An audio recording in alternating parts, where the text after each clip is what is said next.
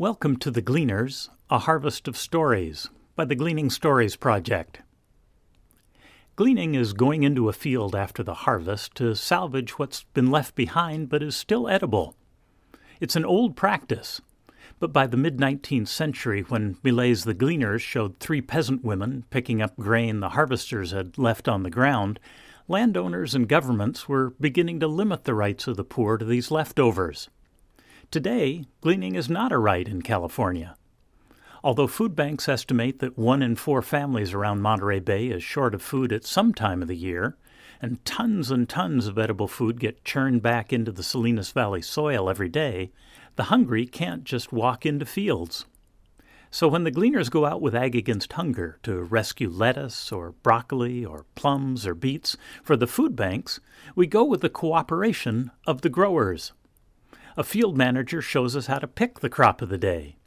And we go into the fields with the same safeguards imposed on commercial harvesters: hairnets, gloves, and sterilized knives. We hew and hack, fill our black plastic crates, and lug them back to the truck.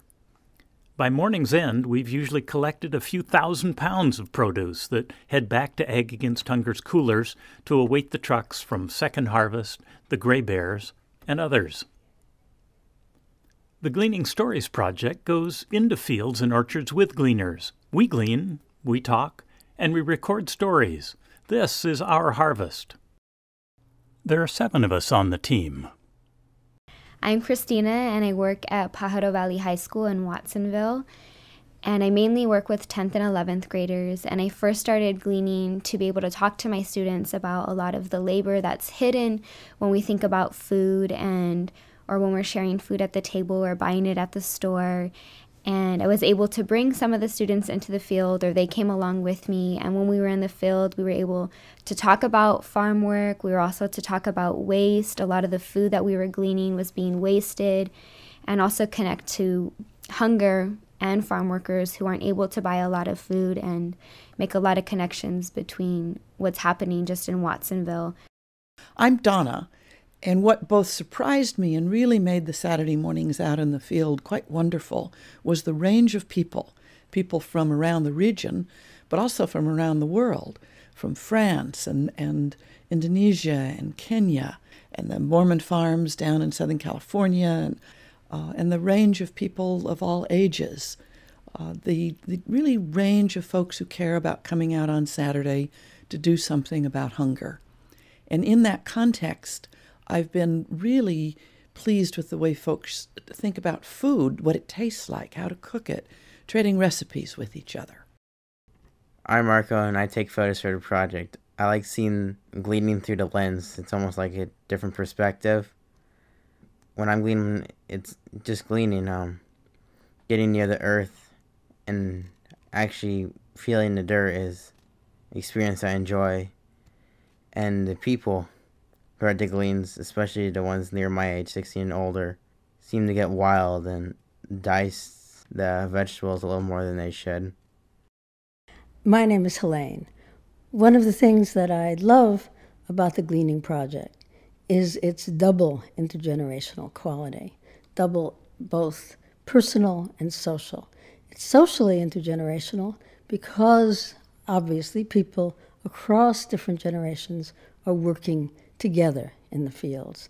And it's personally intergenerational because each person brings to his and her work a past of gleaning, of agricultural work, memories of the work that parents and grandparents have done, that they've done as children as well as adults, a rich past that they share in their work with one another.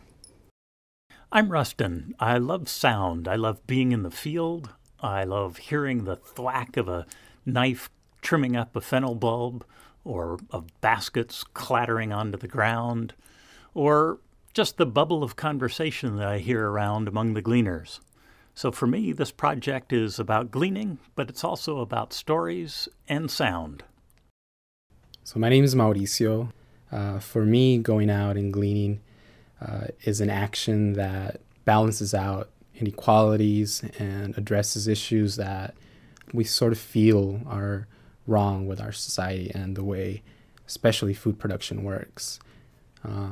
Everyone eats, but not everyone knows how they get food on their table. And I believe that everyone who goes out there and gleans usually has a smile on their face. They know that they're doing something good for the community, or at least trying to help out a situation that can be better. My name's Susan, and I've been interested in a couple of things a great deal in this project. One of them is the way our gleaning is kind of like a ritual practice. It takes us out of ourselves and into an open space where we undergo something and become different somehow. And the other thing is the process of gathering the stories and putting them together on the website with the pictures, and then sitting down and listening to the stories is another way in which we may be transformed, and actually go through a process that creates a more conscious sense of community than just the gleaning work in the fields does. So wander, watch the screens, listen to the voices and the stories. Talk with Gleaning Stories Project members. You can spot us by our name tags with the project logo. Talk with each other. We hope our project can add a new dimension to the community of gleaners, and that if you haven't already gleaned, one day you'll join us.